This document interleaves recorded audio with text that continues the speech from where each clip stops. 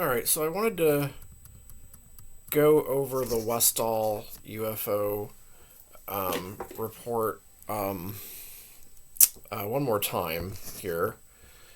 And I got another description here. Let's just go over it again and see what we think here. It's such an interesting case. And it takes place in 1966, April 6th of 66, Melbourne, Australia. It's the Westall School. See if we can gather any new details maybe on this one. The Westall UFO encounter is an event that occurred on the 6th of April 1966 in Melbourne, Victoria, Australia. Around 11 a.m., for about 20 minutes, more than 200 students and teachers at the Victorian State Schools, at two Victorian State Schools, allegedly witnessed an unexplained flying object which descended into a nearby open wild grass field. The paddock was adjacent to a grove of pine trees in an area known as the Grange, now a nature reserve. According to reports, the object then ascended in a northwesterly direction over the suburb of Clayton South, Victoria, Australia. So at approximately 11 a.m., a class of students and a teacher from Westall High School, now known as Westall Secondary College, were just completing sports on the main oval when an object described as being a gray or silver colored saucer-shaped craft with a slight purple hue. I don't remember that part. And being about twice the size of a family car, was alleged to have been seen.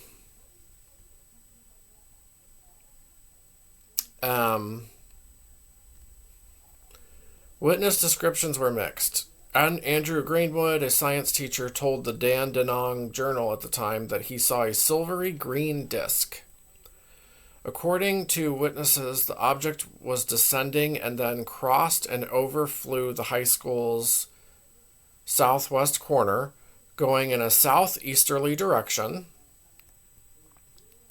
before disappearing from sight as it descended behind a stand of trees and into a paddock at the Grange in front of the Westall State School.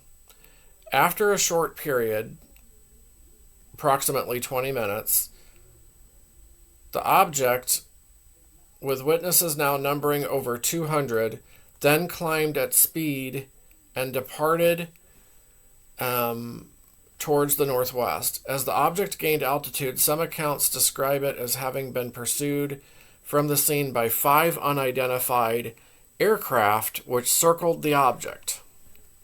The Dandenong Journal covered the encounter in detail and ran 2 front-page stories. The first was on April 14th, and the second was on the 21st of April.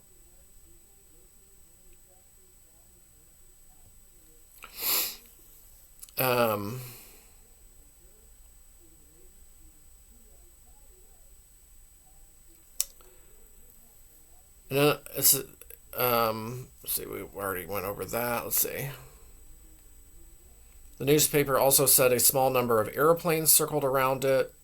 However, a check later showed that no commercial, private, or RAAF pilots had reported anything unusual in the area. Well, but since so many people were seeing that, though,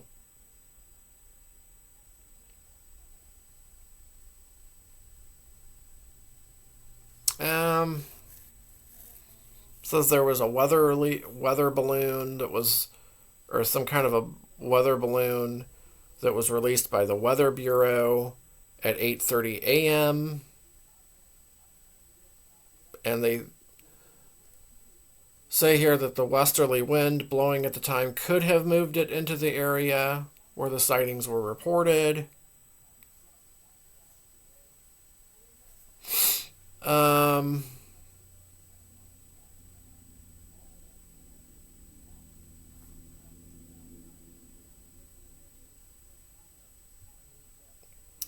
let's see. Many students and some staff at Westall High School witnessed a flying saucer fly over their school and then descend into a paddock near the school. The paddock was adjacent to a grove of pine trees in an area known as the Grange, right? Soon after, around 5 light aircraft appeared, giving chase to the UFO as it rapidly ascended and moved off, never to be seen again. The provenance of the light aircraft was also never resolved. Shortly afterwards, 1 to 3 circular patches of grass were seen by many witnesses in the paddock. So something obviously landed there. Later, uniformed men, thought to have been police and military personnel, Air Force, according to some accounts, though, were seen attending the scene. After taking various measurements, some have reported that the paddock was then burnt or turned over by these uniformed men. Some witnesses reported being spoken to or later visited by these personnel. Some say that both students and staff were told not to discuss the incident, while some students reported being disciplined for speaking out. It has been estimated that about 200 people witnessed these events on that autumn day in Melbourne's then southeastern fringe, including people at the adjacent Westall State School. Wow. Yeah, I'm just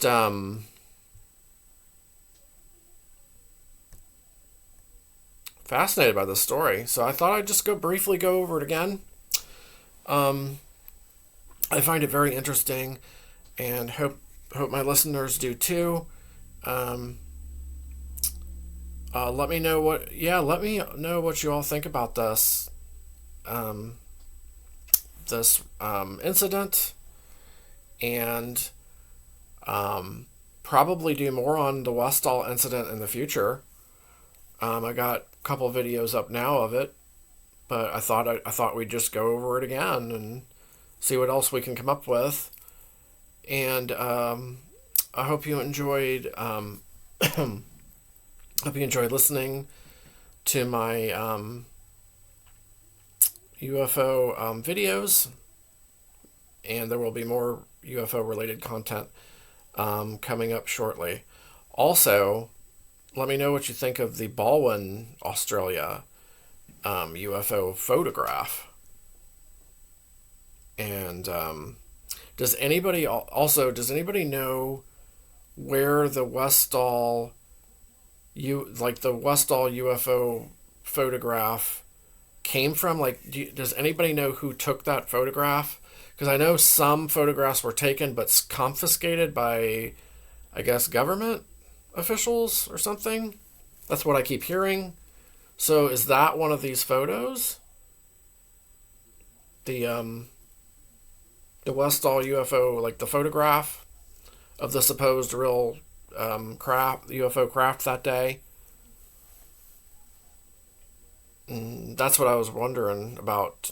So, yeah, let me know about all this, and any interesting information you have of either the Westall incident or the Baldwin photograph as well. And I'll be back with more UFO content shortly.